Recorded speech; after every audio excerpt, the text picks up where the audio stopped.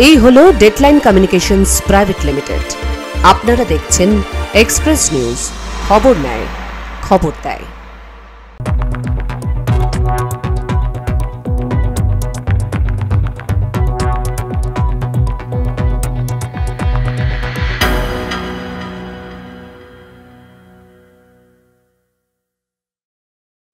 Express Bangla brought to you by Godavari commodities limited. নমস্কার, express নিউজে আপনাদের সকলকে স্বাগত। আমি দীপ, আপনারা দেখছেন এক্সপ্রেস বাংলা।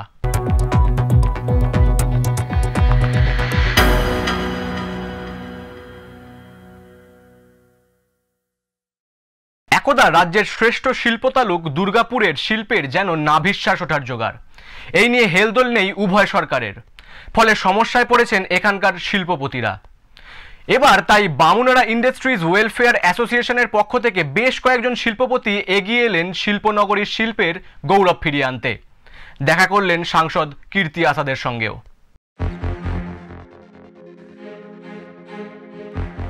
পশ্চিম বর্ধমান জেলার দুর্গাপুর একটি গুরুত্বপূর্ণ শিল্পনগরী। পশ্চিমবঙ্গের চতুর্থ বৃহত্তম শহর হওয়ার পাশাপাশি এই শহরের অর্থনৈতিক গুরুত্ব অপরিসীম। জঙ্গলাকীর্ণ দুর্গাপুরের বিস্তীর্ণ অঞ্চলে একটি শিল্পনগরী গড়ে তোলার স্বপ্ন দেখেছিলেন রাজ্যের তদানীন্তন মুখ্যমন্ত্রী বিধানচন্দ্র রায়।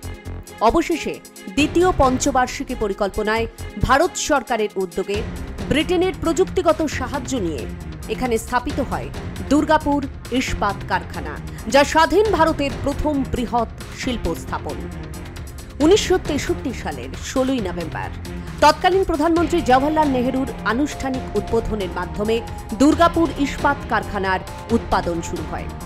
ওই সময়কালে ইস্পাত কারখানা ব্যতীত দুর্গাপুরে আরও কয়েকটি ছোট ও মাঝারি শিল্প কারখানা গড়ে ওঠে।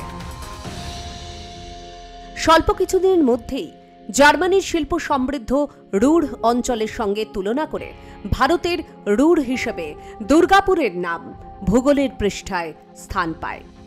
কিন্তু বর্তমানে দুর্গাপুরের শিল্পের দৈন্যদশা। যে দুর্গাপুরকে একসময় রুড় অফ ইন্ডিয়া বলা হতো, সেই দুর্গাপুরকে আজ পেনশনার্স প্যারাডাইস আখ্যা দিচ্ছেন খোদ এই শহরের প্রশাসকরা। অথচ রয়েছে সরকারি নীতি ও সহায়তার অভাব, রয়েছে উভয় সরকারের বৈমাত্রিক সুলভ আচরণ, যে কারণে পার্শ্ববর্তী রাজ্য ওড়িশা ও ঝাড়খণ্ড ছাড়াও অন্যান্য রাজ্যের সঙ্গে প্রতিযোগিতা ও উৎপাদনের খরচে পিছিয়ে পড়ছে এ রাজ্যের শিল্প শহর দুর্গাপুরের শিল্প। এমতাবস্থায় এই সমস্যাগুলির সমাধানের উপায় বের করতে এগিয়ে এলেন দুর্গাপুরের বেশ কিছু শিল্পপতি।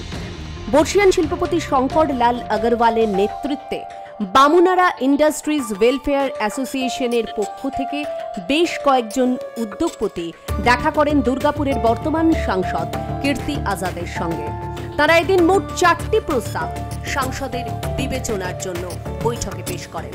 প্রথমত, পশ্চিমবঙ্গ ভিত্তিক ইস্পাত প্রস্তুতকারকদের জন্য লৌহ আকরিক সরবরাহের ঘাটতি। দ্বিতীয়ত, পশ্চিমবঙ্গের ডিভিসি কর্তৃক বিদ্যুৎ শুল্কের তীব্র ও বৈষম্যমূলক বৃদ্ধি।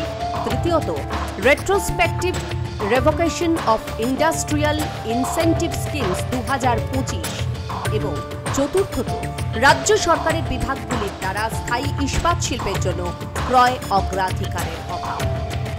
আয়রন এন্ড স্টিল ইন্ডাস্ট্রি এই বেল্টে ম্যাক্সিমাম আছে, ওর অনেক কিছু সমস্যা আছে।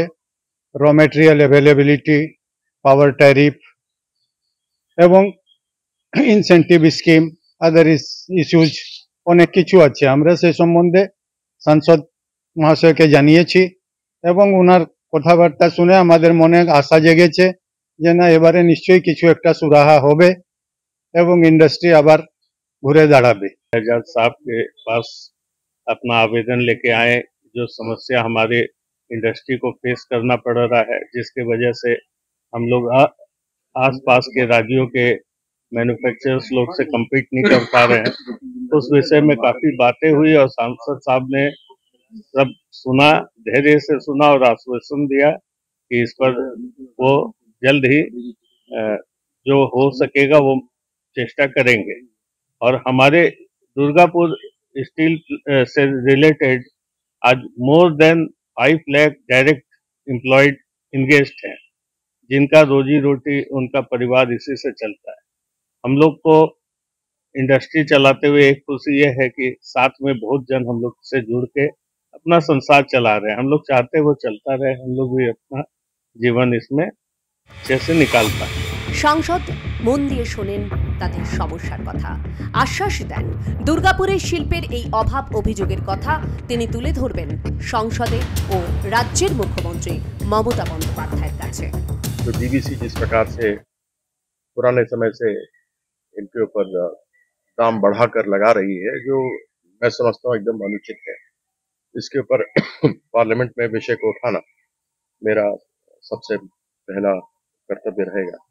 दूसरा, आयरन ओर की कमी है जो उड़ीसा में मिलता था। उड़ीसा ने एक अपना मानक तय कर दिया है कि हम पहले अपनी इंडस्ट्रीज को उड़ीसा में देखेंगे, उसके बाद कहीं बाहर जाएंगे। तो अधिकतर हम लोग उड़ीसा से डिपेंडेंट थे, झारखंड में से भी आया करता था लेकिन सुप्रीम के डायरेक्टिव के बाद वो बंद हुआ और फिर क्यों नहीं चला। तो हम माननीय अपनी नेत्री जी से इस विषय पर अनुरोध करेंगे कि वह अपना व्यक्तिगत रूप से झारखंड के जो मुख्यमंत्री हैं उनसे बात करें और यदि यह कारखानों को फिर से उनको ऑप्शन पे लगाया जाए जिससे आराम से रॉ मटेरियल मिल सके हमारे यहाँ इस्पात बनाने वालों को और वह उनका समस्या का समाधान हो सके। दूसरा, पहले हमारे पास में यहाँ पॉलिसी थी जो इंसेंटिव देती थी हमारी इंडस्ट्री को, वो किसी कारण से बंद है। उसको कैसे शुरू किया जा सकता है, हमने माननीय शंकर अग्रवाल जी से कहा है कि अलग अलग राज्यों में ऐसी क्या क्या सुविधाएं अलग अलग इंडस्ट्रीज को दी जा रही हैं हमें बताएंगे, तो हम भी उसका एक खाका तैयार करके माननीय मुख्यमंत्री जी के सामने रखेंगे उनके अवलोकन के लिए, और क्या अपने पश्चिम बंगाल की तरफ से हो सकता है करेंगे। क्योंकि यह तो विदित है कि आजादी के पहले से अगर सबसे ज्यादा कहीं पर इंडस्ट्रीज थी तो पश्चिम बंगाल में थी, आज भी हैं। लेकिन दुर्गापुर में बिजली का ज्यादा होना,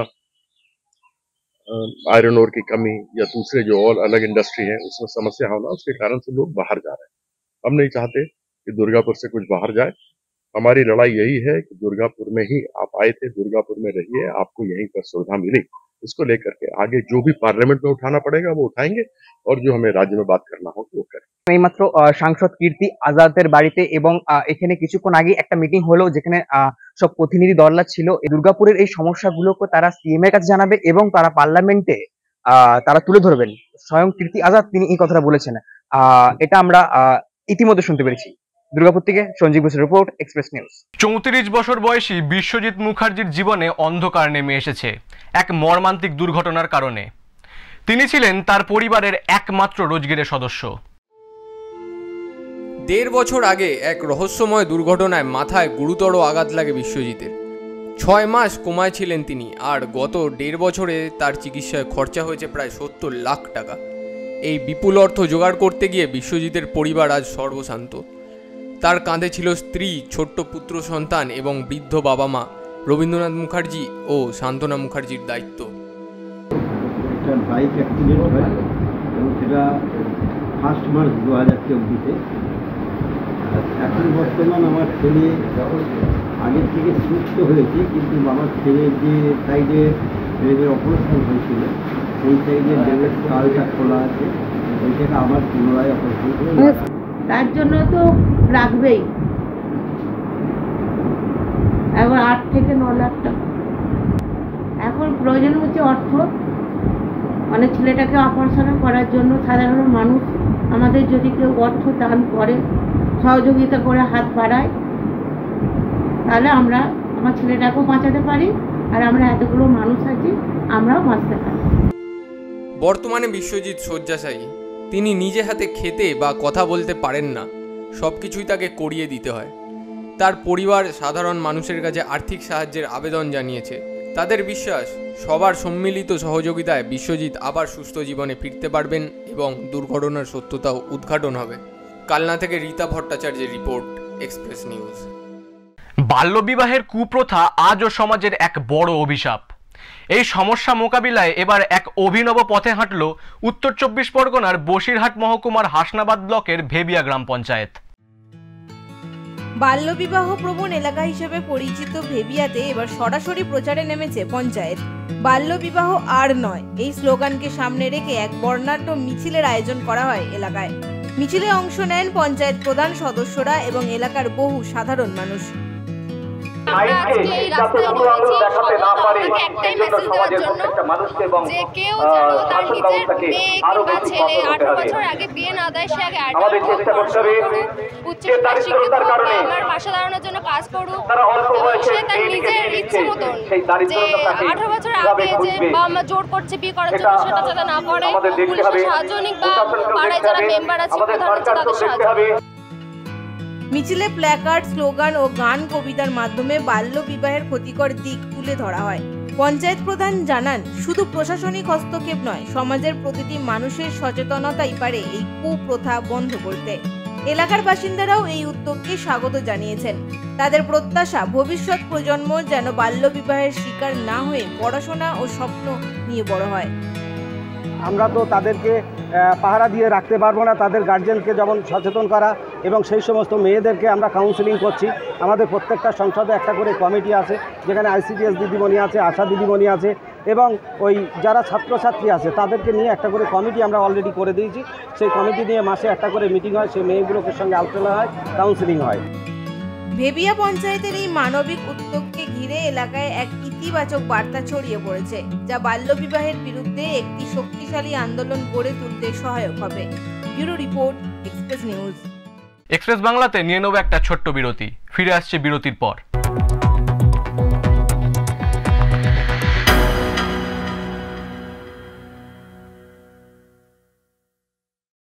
Best compliments. Godavari Commodities Limited. Coal mining, coal trading, coal imports, coal logistics. Godavari Commodities Limited have been in the business of coal trading since last 2 decades. Godavari Commodities Limited, address 18 NS Road, 2nd floor, Kolkata, 700001, West Bengal.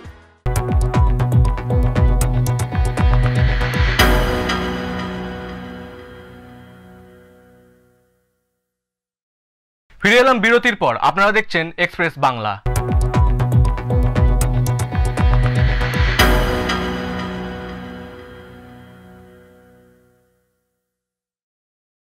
বাঁকুড়ায় তীব্র উত্তেজনা।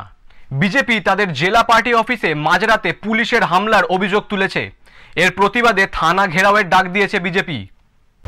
শনিবার গভীর রাত 2টো নাগাদ বাঁকুড়ার নতুনগঞ্জে বিজেপির জেলা পার্টি অফিসের তালা ভেঙে পুলিশ প্রবেশ করে কাগজপত্র তছনছ করে বলে অভিযোগ বিজেপির। বাঁকুড়া সদর থানার আইসির নেতৃত্বে এই অভিযান চালানো হয়। দেখুন, আমাদের এই মন্দির সময় পার্টি অফিস ঢুকেই ওরা রাত্রিবেলায় কোনো ইনফরমেশন না দিয়ে কাউকেই জানায়নি, মাঝ রাতের দলবল নিয়ে পুলিশের বাহিনী এসে এই আমাদের এখানে সামনের গেটের তালা ভেঙে দেয়। তালা ভেঙে ভিতরে ঢুকে ভিতরের গেটটাও ভাঙার চেষ্টা করে। এই যে অন্যায় কাজগুলো পুলিশ দলদাস পুলিশ করছে, এটা কিন্তু ঠিক করছে না। আমরা সবাই সমস্ত কর্মীরা এখানে জড়ো হওয়ার পর ওরা সাসপেক্টের বসে এসছে, তারপর এখন ওরা এখান থেকে চলে যায়। বিজেপি কর্মীদের আগমনে পুলিশ পিছু হটে। এই ঘটনার প্রতিবাদে নতুনগঞ্জ মন্দির সংলগ্ন পার্টি অফিসের সামনে জমায়েত করে থানা ঘেরাও এবং রাস্তা অবরোধের ডাক দিয়েছে বাঁকুড়া জেলা বিজেপি। প্রশাসনের পক্ষ থেকে এখনও কোনো প্রতিক্রিয়া মেলেনি। Bureau report, Express news. দুর্গাপুরের সিটি সেন্টারের আম্বুজা উপনগরীর প্রাচীন কালী মন্দির, যা তার ইতিহাস আর জনশ্রুতি নিয়ে আজও আলোচনার কেন্দ্রবিন্দু। দুর্গাপুরের সিটি সেন্টারের প্রাচীন কালী মন্দিরের ফলকে কোনো দেবদেবীর বন্দনার পরিবর্তে ওম বন্দে মাতরম জয় জয় ভারতবর্ষম লেখা। দেবী চৌধুরানী ভবানী পাঠক ভারত মাতার আশ্রম লেখাটি মন্দিরের সঙ্গে স্বাধীনতা সংগ্রামের একটি বিশেষ যোগসূত্রের ইঙ্গিত দেয়। যদিও এই মন্দিরের সঙ্গে দেবী চৌধুরানী বা ভবানী পাঠকের সুনির্দিষ্ট সংযোগের কোনো ঐতিহাসিক প্রমাণ নেই। এই মন্দিরকে ঘিরে নানা কাহিনী প্রচলিত। মন্দির কর্তৃপক্ষের মতে এখানে মা ভবানী ভারত মাতা রূপে পূজিতা হন। প্রাচীন এই মন্দিরটি একটি বিশাল বটগাছের ঝুড়িতে ঢাকা পড়ে গেছে। এর পাশেই একটি আধুনিক মন্দির নির্মিত হয়েছে।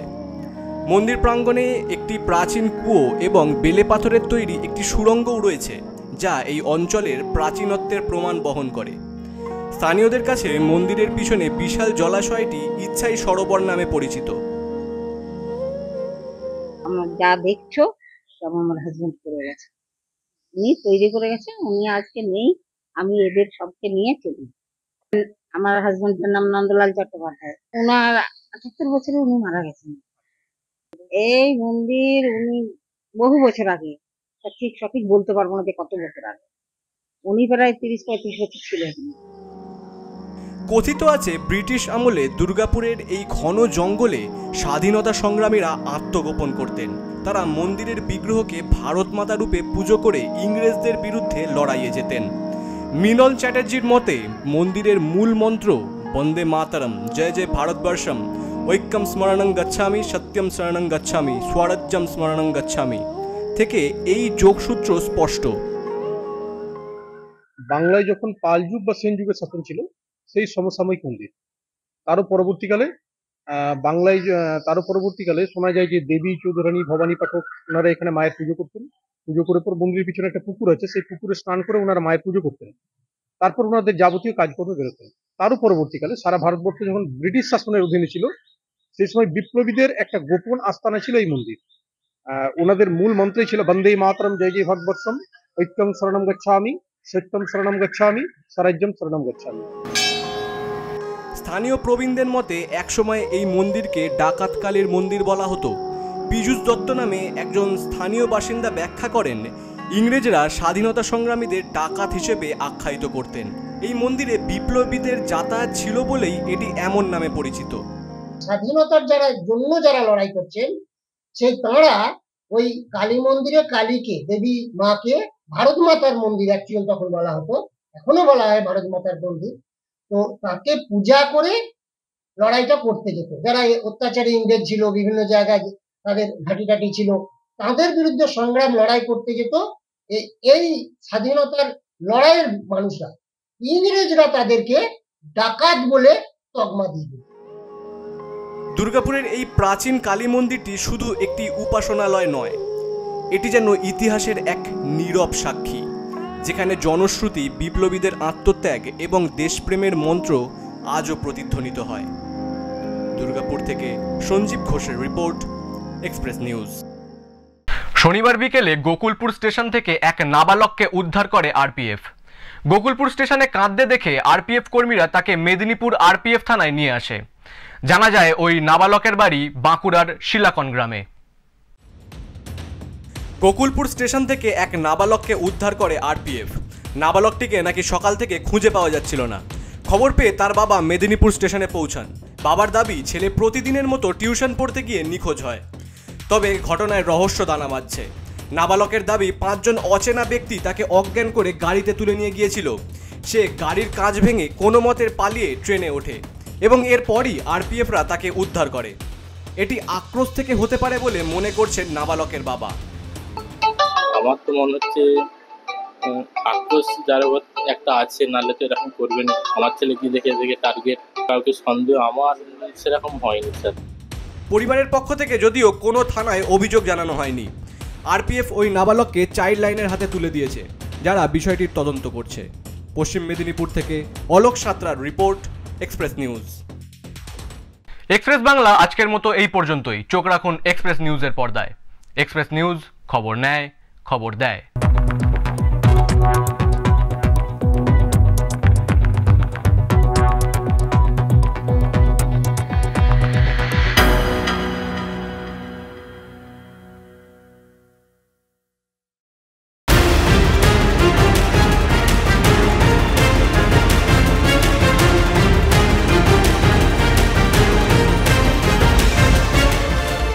এই হলো ডেডলাইন কমিউনিকেশনস প্রাইভেট লিমিটেড। আপনারা দেখছেন এক্সপ্রেস নিউজ, খবর নেয়, খবর দেয়।